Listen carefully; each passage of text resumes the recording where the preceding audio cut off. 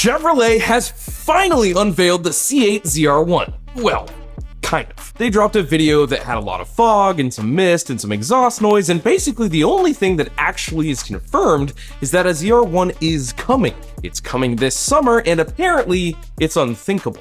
But thanks to some leaks and some good old-fashioned sleuthing, we have a little more information than that. So, here's what we know. It's gonna have a V8, it's gonna use forced induction, and it's going to be the fastest, nastiest Corvette GM has ever produced. Rumors suggest horsepower targets in the 800 range, and thanks to an internal document disclosed by Hagerty, torque figures could be around 800 pound-feet as well. And while we don't know for sure whether it's going to use the 5.5-liter flat-plane LT6 Screamer that's found in the current Z06, we can be pretty confident that it's coming equipped with twin turbochargers to meet performance goals. In addition to what's almost guaranteed to be the most powerful Corvette ever built, it's also going to be the most advanced by a long way. We're talking the craziest suspension, aerodynamics, and brakes GM has ever fit to a car. Chances are, the new ZR1 will be the absolute king of the track. What we don't know, though, is just exactly what direction Chevrolet is going to take this thing. Will it be a track-capable street monster that still has all the mod cons to make it behave nicely as a car you could putt around town? Or will they go the route of the Mustang GTD or recently deceased Viper ACR and make it a balls-to-the-wall race car for the road? We don't know yet. The sports car market is in a pretty interesting place right now. I mean, in the last few years, a lot has changed. There's the Mustang GTD I just mentioned, which is essentially a homologation car, a track-focused weapon that uses basically the same supercharged V8 out of the GT500, targeting 800 horsepower, and it has active aero with a Formula One-inspired DRS system, allowing this thing to reach in excess of 200 miles an hour. Then there are cars like the Nismo Z, a whole slew of excellent Toyota sports cars. There's Hyundai's N-Line, which is up to some pretty amazing things like a synthetic manual gearbox the list goes on.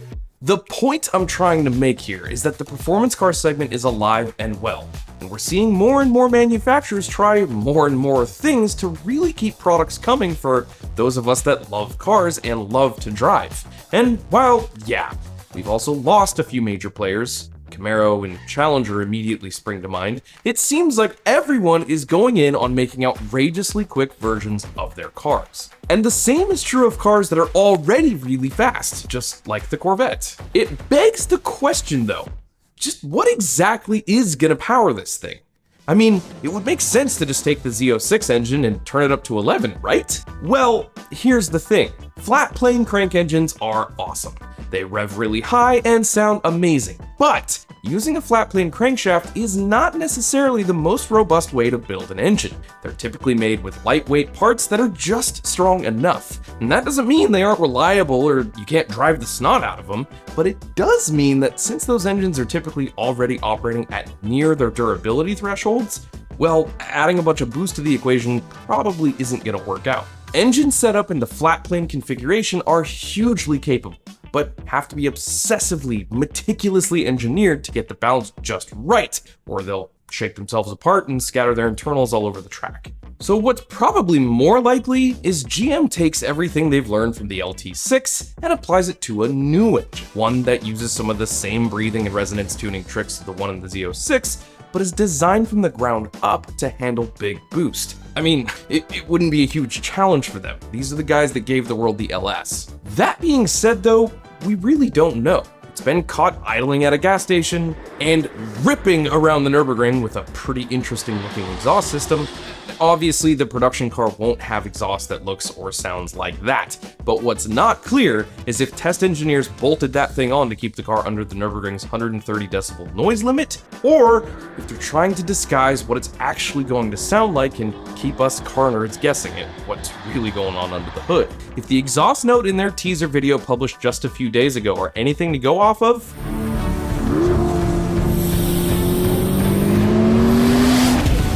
well, that doesn't really sound like a super high revving flat plane V8 to me, but I've been wrong before.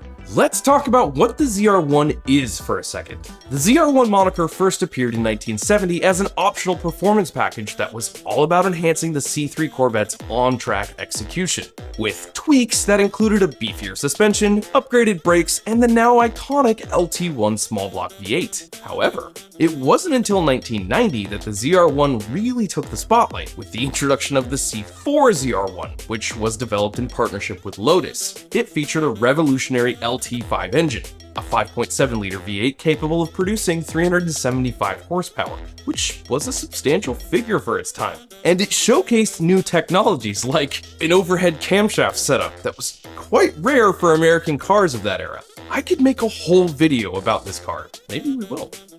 Jump to 2009 and the ZR1 was reborn into its most beastly form yet. The C6 ZR1 came packed with a supercharged 6.2-liter LS9 V8, hammering out an earth-shaking 638 horsepower. It had bits made of carbon fiber, like the hood, fenders, and floor panels, and an exposed carbon fiber roof to further cut the weight. Massive Brembo carbon ceramic brakes handled the stopping power, and when taken together, you got supercar performance that could stand toe-to-toe with Europe's finest. Yet, it remained comfortable enough to drive daily. 10 years later, we got the absolutely bonkers C7 ZR1, the car that took the Corvette's performance envelope and ripped it wide open. Because under its aggressively vented hood lies a supercharged 6.2-liter LT5 V8, an absolute powerhouse that churns out 755 horsepower and 750 pound-feet of torque.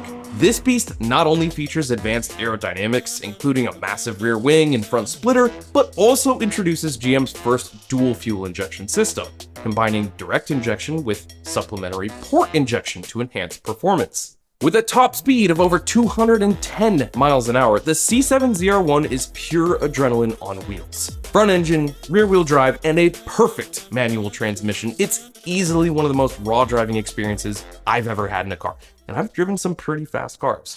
With this new one though, things are probably going to change. There is no doubt it will be insanely fast. But in an effort to chase lap times and performance figures they can plaster across magazines, it will most likely lose a little bit of its ultra raw nature. Where the ZR1s that came before it were like bringing a sledgehammer to a pottery class, this new one is all but guaranteed to be surgically precise. Chevrolet is gearing up to take on the absolute best of the best with the new ZR1, and that means things like dual clutch transmissions, no third pedal option is likely, guys, maybe some sort of hybrid assist or hybrid all-wheel drive system like the E-Ray. You can guarantee this car will be using every trick in the book in the fight for speed, and maybe even some tricks the world has never seen in a production car. Which brings me to the one thing I'm a little scared of with the new ZR1, its potential purchase price. See, Corvettes have never been cheap, but they've pretty much always offered the biggest bang for buck in performance per dollar. It's the everyman sports car. I mean, even the last generation of the ZR1, the C7, had a starting price of $122,000, and that's a lot of money, but it was competing with cars that cost double that or more. I'm a little worried that GM will make the decision to do what Ford has done with the Mustang GTD and push it so upmarket and make it so outrageous that they'll all get bought up by collectors and speculators and then sit around for years just collecting dust, which is the exact opposite environment something like the ZR1 was designed and built to do. I want to see these things on the track and on the street and being used and enjoyed, and chances are that that's not really going to happen if this thing costs like $500,000 or something crazy. The C8 Corvette has been a huge success for Chevrolet. I don't have any of the sales figures, but I see them all the time. I feel like I see a C8 Corvette almost every single day. And with cars like the Z06 version with its big wing and Ferrari-like exhaust note, I think GM has absolutely established the Corvette as a lot more than the midlife crisis mobile it had a stigma about when I was a kid. So I just hope that with this new ZR1, GM is able to continue to build a world-class supercar slayer and still come in at a price that's more accessible to more people. It's safe to assume that the price of the C8 is gonna be more than the price of the C7, but by how much? I guess time will tell.